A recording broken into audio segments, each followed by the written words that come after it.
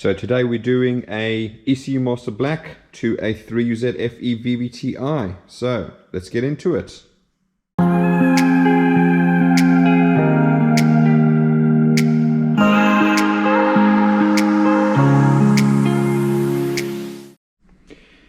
Okay, so again, ECUMaster Black, 3UZ-FE VVT-i. Customer originally has an LS430. So the harness is completely brand new, all rebuilt with a whole modular design. So we'll go through that in a second. First of all, we're going to take a look at the build process and see exactly what it looks like underneath all the heat shrink. So we'll do that in a second and be back.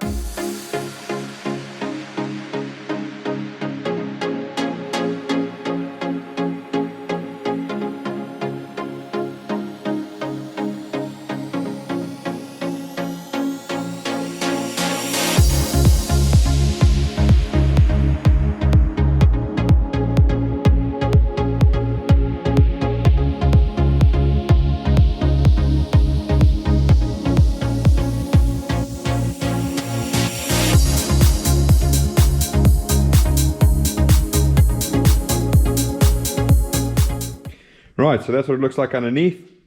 So what we're going to do first of all, we're going to go through the entire harness so the customer knows exactly how to install it and where to plug everything in.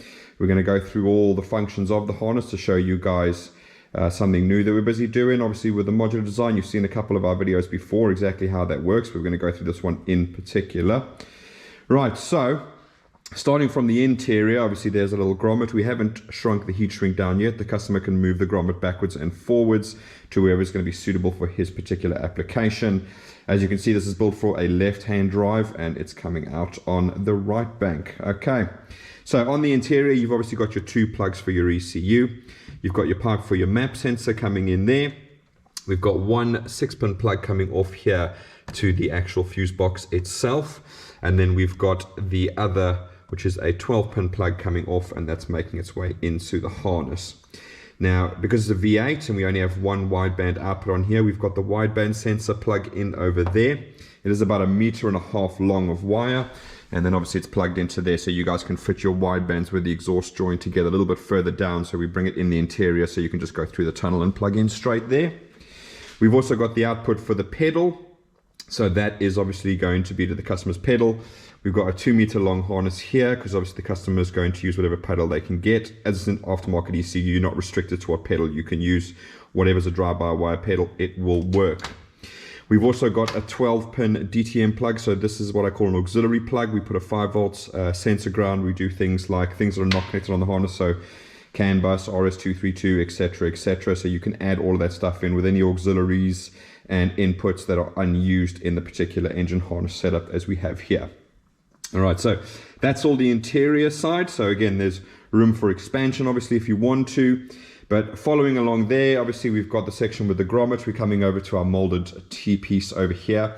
What I'm going to do is I'm just going to continue on this side for now, and then we'll come back and work our way around the engine like that. So coming up along here, the harness runs all the way to the middle, and then we have a breakout there where it goes into the cam sensor on the right bank. And it also breaks out for the ignition sub harness. So all of these coils are on a sub harness. So the entire bank of coils can be disconnected by disconnecting this one plug. Now, obviously, we've done this so that you guys can change coils at a later date if you want without having to buy a new harness. Just phone us up. We can make you one for an Audi one. We can make you one for a Nissan R35. Whichever one you want, basically. So there's no trouble there at all, and everything is taken care of in there. So there's no separate, earth ring or whatever that you have to attach or detach. It's just one plug, boom, all the coils out. Also makes it nice when you're servicing, instead of having to undo all of these plugs, you undo the one and you can pull all the coils out and just take the whole thing, put it to the side, change a spark plug, and then put it all back in one go. All right. Coming further to the front here, obviously we've got the breakout for the front section. So we've got your coolant temp sensor over there. We've allocated a separate wire for a temp sensor for a gauge, if that's something that the customer wants to do. And obviously we've got the little bolt down here, which you can take out and replace that with a coolant temp sensor of your choice. We've got the oil control valve for this bank coming out there. We've got your IAT sensor. So as you can see, clearly everything is labeled, and the customer's having a Bosch IAT sensor, and we've got an aluminium mount here so we can weld it into his intake pipe.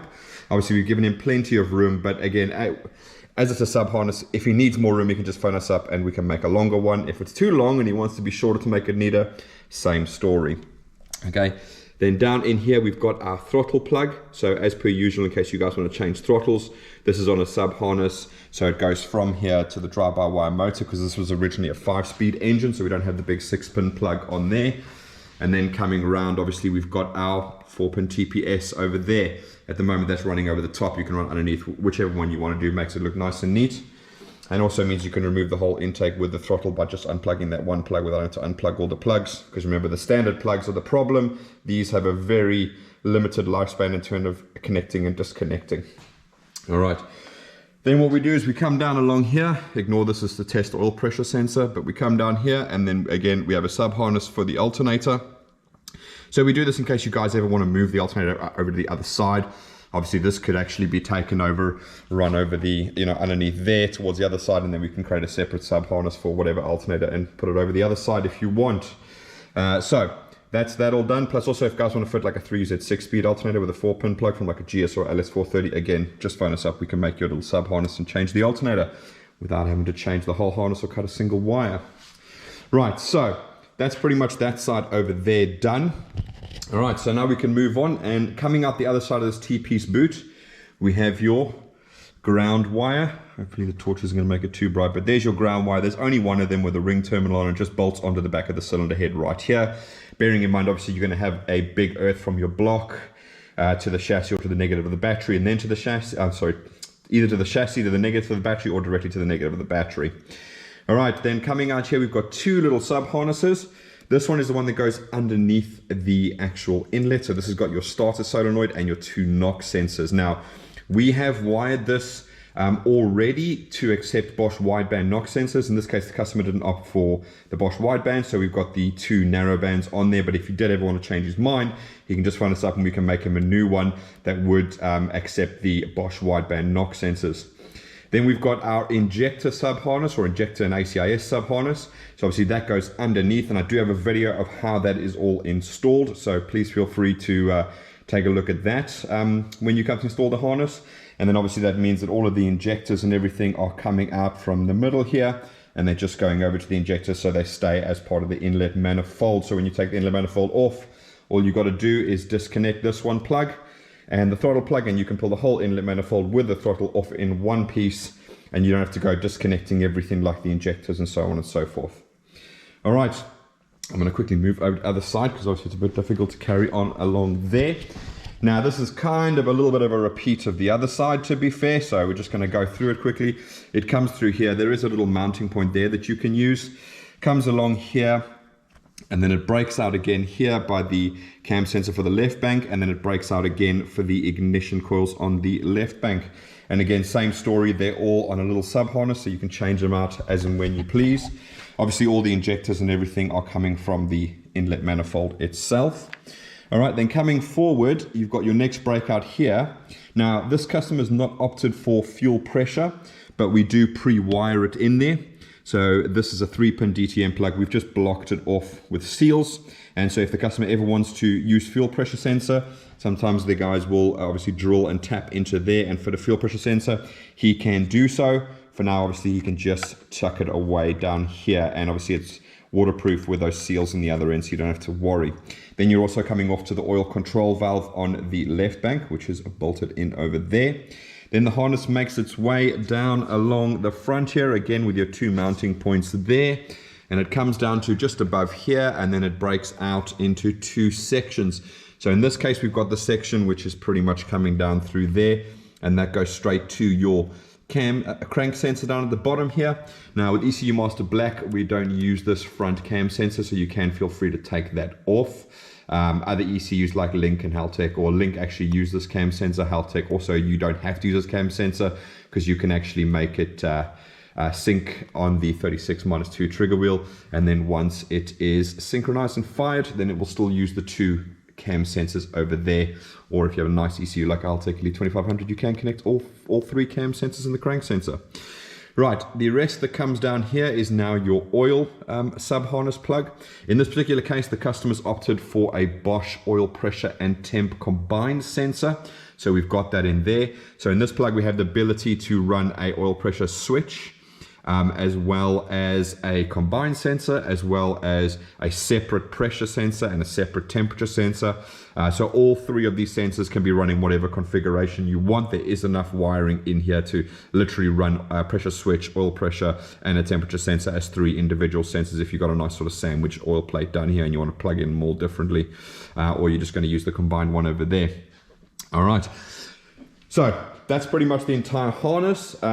This is obviously what we're sort of aiming now for, especially with the aftermarket guys, is the ability for you to change everything as your build progresses without having to consistently either attack or change the wiring or so on and so forth. It's just a case of phone us up. I want Audi coils. Phone us up. I want USCAR style 700cc injectors or whatever, or let's say you guys turbo and now you want Bosch wideband knock sensors because knock becomes much more of an issue with the turbo application. These are all things that he can quickly phone us up. We can make a harness and send it out to him, and he can change any of the sensors that he wants without having to change the original base harness. Okay, so hopefully that's something that you guys are looking for. Hopefully it's something that's useful to you guys, so please let us know down in the comment section. Is it something that's good? Is it something else that we would add? Obviously we are looking to do different things. This at the moment is only for an ECUMaster. The next step is we're going to build one with a firewall connector, and obviously that would then allow you to change the interior whenever you wanted. And in that case, then we've got to add some more stuff on, because things like Link don't have a built-in map sensor on the ECU, so we've got to add in a plug for a map sensor. We might want to change the 3-pin fuel to a 4-pin because we want fuel temp. Obviously, the ECUMaster Black doesn't have enough inputs for us realistically to put oil temp and fuel temp at the same time as having the drive-by-wire with all of those sensors that are required. All right, so that's how the whole harness lays out. Hopefully that's nice and simple and laid out, and like I said, everything is labeled. Each individual connector is labeled, so hopefully you don't get it wrong. And on these ignition ones, they are labeled, so coil 2, 4, 6 and 8 on the little plug there. So I'll just go over there, and then hopefully you can see, I see ignition 8. It's just unfortunate they ended up being backwards the way it was designed. Okay, so that's absolutely fine. So that is how the whole harness is laid out. So what we're going to do now is we're just going to go over to the testing. So we'll get that all ready and we'll see you in a second. Okay, so moving on to the testing now. What we're going to do first is we're going to go through the plugs you need to wire in yourself. That's the 9-pin plug in the fuse box and the 12-pin auxiliary plug. This one obviously you don't have to wire in. It's only future down the line if you want to do anything with that. But starting on the 9-pin plug, very, very simple to wire in. We're just going to go through everything now. It is all labeled in the welcome pack that you'll get with the harness. So we'll start from the top. We've got red, which is a permanent 12-volt supply. Really easy, take it straight to the battery. If you want, you can put a fuse by the battery for that one, just in case it shorts between the battery and the fuse box. The black and yellow, that's your start signal. That requires a 12 volts to fire that up. Then you've got your yellow-green, which is your temperature sensor. So that's the one that relates to this single wire over here, if you want to connect a temp sensor up to that for your gauge. Then we've got the gray, which is the fuel pump. So that's going to supply 12 volts to your fuel pump. Your fuel pump is controlled via the ECU, so it does prime and all that type of stuff. Yellow-red is your check engine light, and yellow is your tacho. So you can see we've got our yellow with our red and our yellow hooked up to our dash, so we can see the rev counter working and the check engine light on there to make sure all those wires are working correctly. Then you've got your black and red, which is your ignition. So again, that is just straightforward, the 12 volts on the ignition key to turn everything on. Just be wary if you're using an ignition barrel to do this. Just make sure that your feed is not the accessory feed, because accessory feed cuts 12 volts when you go to start. So obviously, if you hook it up to accessory and you go to start, it's going to kill the power of the ECU and then it's never going to start. All right, pink and blue is your charge light. So that's basically your alternator light coming directly from the alternator. And yellow and black is oil pressure. In this particular case, because the customer's opted for a combined oil and pressure temperature sensor alone, obviously that is actually not connected in the harness. It goes down to the oil plug, but obviously it's from there, it doesn't go any further. It just goes to that combined oil pressure and temperature sensor. So I've not got that hooked up to anything because we can't test anything with that one. All right. The alternator I have hooked up to these little LEDs over here, so you can see my pink and blue wire is over there. So we'll see that the alternator light works exactly as we expect it to. Now, the auxiliary connector, just to give you an idea, I'm just going to quickly run through them, but these are unused wires from the ECU that you guys might want to use, and instead of having to go in and try and add them all in there, we've taken them to a plug for you. It's not an exclusive, it's not every single unused one, it's the majority of what people like to use. So we've got basically switch 1, 2, and 3, you've got your CAN high and low, your vehicle speed sensor input, your flex fuel input, your TX and RX of the RS232 communication in case you want to add like a Bluetooth module or something. Then you've got analog 3, which is the only analog left over that you're allowed to go into. And then we've got 5 volts and signal ground to go along with that analog input over there. Obviously we've taken a lot up with the engine itself in terms of things like with the fuel pressure that's not actually connected, but it's still actually connected to an analog input over there. All right. So those are all the connections that you can have on your side. Obviously auxiliary is not meant to be used now, it's just meant to be used if you want to expand later on, and obviously these are the ones that you're going to connect inside your vehicle. So what are we going to be testing today? First of all, we're going to go through the dash lights. So that's just going to be like the alternator light and the check engine light. There is an LED in the fuse box, that's also a check engine light, which you can use to access before you even wire up your cluster if you are going to do that. Then we're going to look at the ECU connection. So obviously I've got the software open up over here, so we'll go and make sure that it's connecting via the USB cable and everything is working as it should. We'll quickly test the output for the fuel pump just to make sure that that's actually working, and then what we'll do is we'll run through the sensors and just make sure that the correct sensors are connected correctly. So we'll make sure that all the readings and everything that are on here are correct. Okay, I've done a whole video about how to test your inputs and outputs and etc, etc. We're just going to go briefly through it on there. If you want to see a video on how to do that, just go over to our ECUMaster playlist and you'll see there's a whole bunch down there that we've done in the past to show you how to do all of that stuff and the whole setup of an ECU, etc. All right, so first thing we want to do to start everything working is we obviously want to put the ignition on. So we're going to take our black with a red wire and we're going to give that 12 volts. So just bear with me a second. So you can actually hear the fuel pump relay clicked over there. And it went off, so it primes for 3 seconds. You can adjust that to whatever works for you. If it only needs like 2 seconds to prime up, by all means knock yourself out, do that. But yeah, so that all works. We've got our check engine light on the LED there. We've got our check engine light on the dash there. And more importantly, we've got our alternator light working. So the most important thing there is when we start it up, that's all gonna go off so that we know everything is okay. All right, so fuel pump, we're just gonna test that quickly. So just to make sure that that's working 100%. So all I'm gonna do now is I'm gonna pick I'm gonna go into tools at the top here. Gonna go test outputs. Now I know the fuel pump is connected to auxiliary 5. Test tools, test outputs. I need to do auxiliary 5.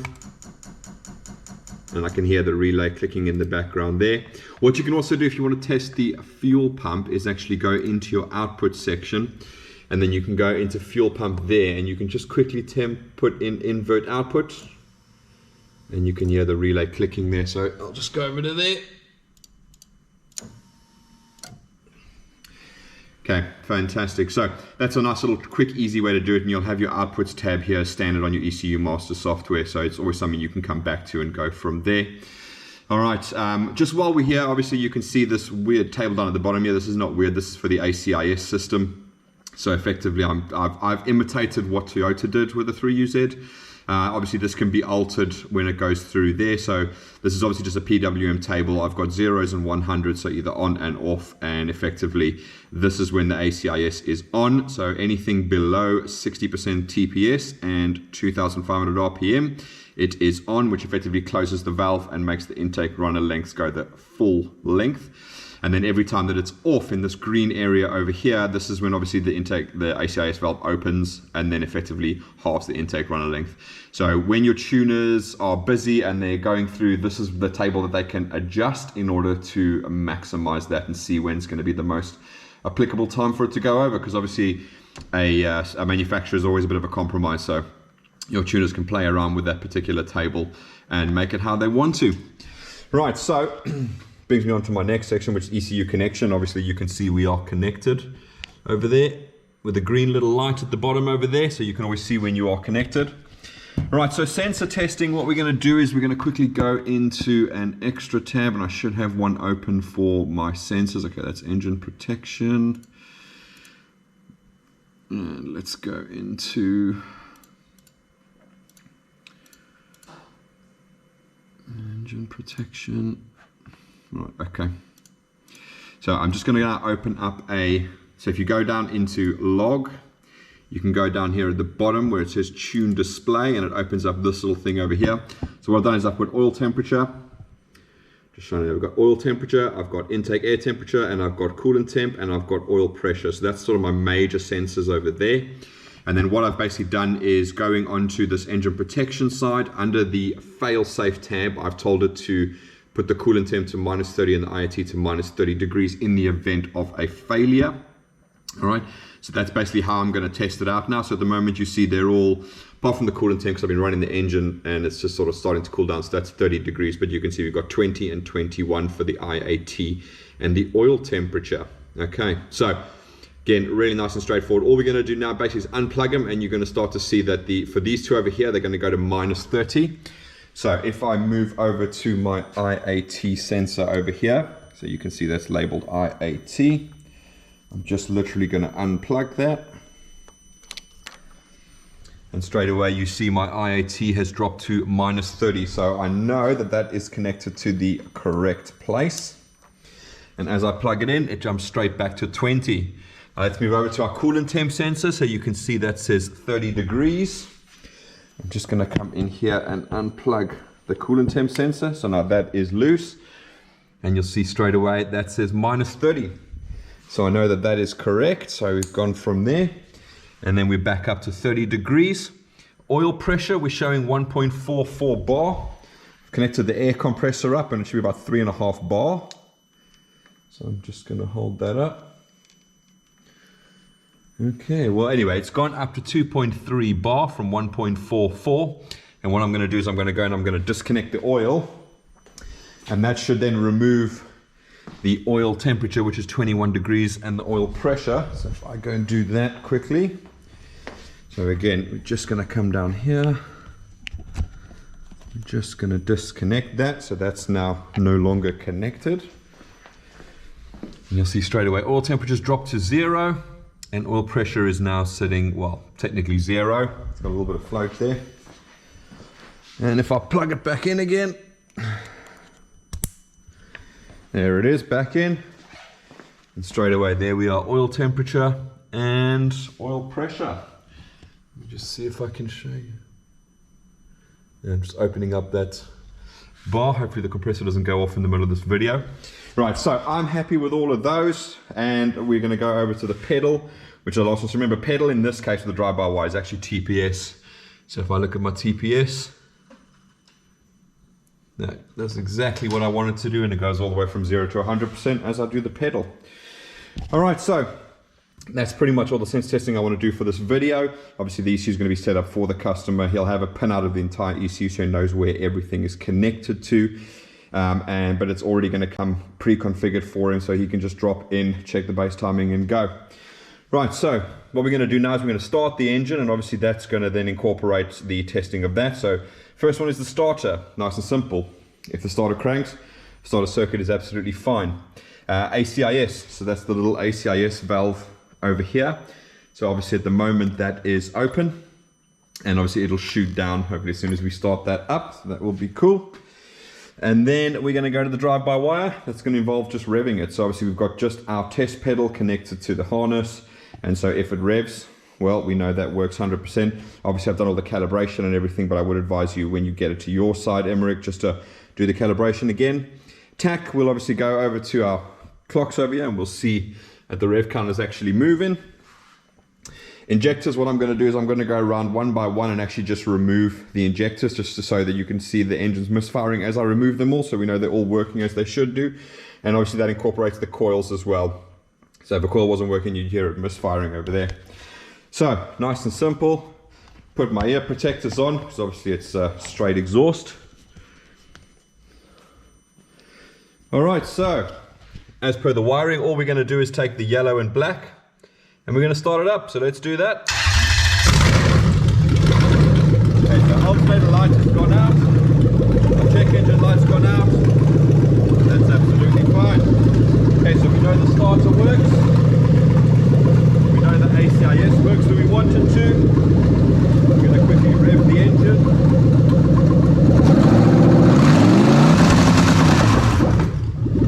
Alright, then we're going to check the tax signal. That's working 100%. We're going to go through the injectors.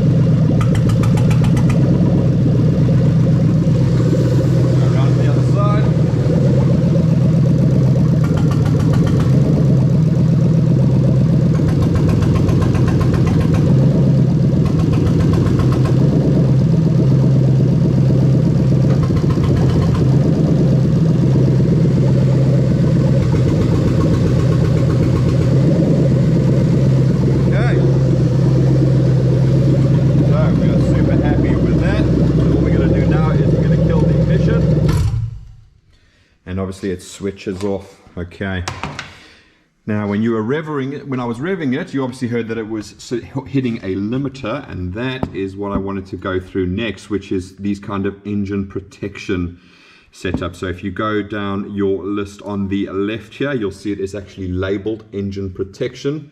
It's the one that I've got open over there. But basically, here's a list of all the things that you can implement as part of your ECUMaster ECU for engine protection. So for starters, obviously we have got just the check engine light, so we can actually stipulate what reasons the check engine light will come on. So I've opted for, because of what's on this harness, we're going to have failure of the wideband sensor because it's got an LSU 4.9, the IAT, the coolant temp, the map. We're going to report knocking via the check engine light, so if it picks up knock, it'll actually flash the check engine light, and the failure of the drive-by-wire. Obviously we can't do report fuel pressure failure because we don't have a fuel pressure sensor connected. Neither can we do the flex fuel sensor for obvious reasons, EGTs, and that's that. All right, so that's all good. Next up, we've got coolant protection. So it sounds a bit weird, but basically what it is you can set rev limits based on what the coolant temperature is. So you'll see now that if the coolant temperature is below 30 degrees, okay, we have a rev limiter of 4,000 with a soft level of 3.9. So once it's 3.9, it'll start rev limiting until it does a hard cut at 4,000. Once it gets over 105 degrees, we'll obviously cut the rev limiter as well. These are 4,000 and 5,000 RPM. It's mainly just something that you can physically feel. You know, if the coolant temp goes over 105 and you're just not looking at it, you'll be like, why the hell is the engine, you know, hitting 5,000 limiter? Then you can take a quick sneak peek look, hopefully notice that the coolant's gone up. Next up, we've got oil temp protection. So this is something the customer can use simply because they do actually have an oil temperature sensor. So again, they can have a low and a high temperature sensor. So at the moment for default, it's set to a rev limit of 4,000. If it's below 50 degrees, and a rev limiter of 5,500 if it is above 135 degrees. Now obviously these are things that you're going to want to look at as you're running your engine, depending on what country you're in, depending on what viscosity oil you use. Someone's 135 might be way too high, where they want to do 110 and they want to start limiting it to make sure the oil doesn't get too hot. Okay, so that's completely up to you guys. You work along with that and see what you're going to do. Next up, because you've got an oil pressure sensor, we can do oil pressure cut. All right, and that means what we can do is not only can we cut the engine when the oil pressure drops to a low value, but also we can stipulate that value based on a table, which is really, really nice. So basically what we can do is you have to click the option to cut the oil pressure. What I've done is I also tick the option to disable when the sensor fails. So obviously if it picks up that it's an open circuit, it then won't try and cut it out. Oil pressure start delay. Now this is where some people, and even myself, I get caught out with time to time. Because all my base maps, I do have this enabled because the majority of our clients do have oil pressure sensors. So it says oil pressure start delay. So that basically means what you want to do is it gives you 5 seconds where it'll run from first start before it comes into effect. So you could have 5 seconds, 3 seconds, 2 seconds, 10 seconds, 20, whatever you like. Okay. And so here's where it comes nice. Here's the cool feature of it is basically you can change when it cuts based on engine RPM. Now, why is that useful? Well, at 5,295 RPM in a warm engine, I'm pretty sure your oil pressure, if it dropped down to 0.8 bar or say like 30 psi, you've already done damage by then. So what I normally advise people is, obviously this is just a flat table currently. Best thing to do is just drive it, let the engine get up to temperature, let it get warm. Just log this data, see what you're doing, and then basically just run this table in a sort of linear fashion, you know, just below, or not just below, but below enough that it's not going to annoy you all the time. But the sheer fact is, you know, if at 5,295 RPM, the engine's normally running at 8, I'm just going to do an example, yeah? If the engine is normally running at 8 bar of oil pressure, I would then set that to be 6 bar. Okay, so as an example there, I would go to 6 bar. Okay, and then let's say at 5.6, it's 6.2 bar, and then up here you've got 6.5 bar. And then anyway, so you can create sort of like a linear, not a linear table, but you can create a table underneath here, which basically, imagine this is your oil pressure if you monitored it. And then underneath that, you just run along there and you go all the way down to there. So basically, it's just a way to save your engine. So if you are at 5,200 RPM and your oil pressure drops from 8 bar to 5 bar, obviously it is starting to go wrong, and the engine will just cut itself out just to save your engine basically and stop it from doing damage to itself. So that's a really, really nice feature. Obviously, a lot of the modern ECUs have that, but really, really cool to use, and it can save your engine, which is fantastic. Okay, so that's pretty much everything that I want to go through with the customer's harness right now. So as you can see, there it all is. Let us know what you guys think about the whole modular thing. Like I said, our next step is we're going to be building one with a firewall connector. So that would even allow you to change the interior. So if you wanted to start on the, you know, the sort of cheaper section like ECUMaster Black, and then you sort of wanted to work your way up to, like, say, you know, like a 2,000 pound, you know, Link Thunder or something like that, you then wouldn't have to buy this entire harness section again. You could literally just buy this interior section and just plug into the same firewall plug.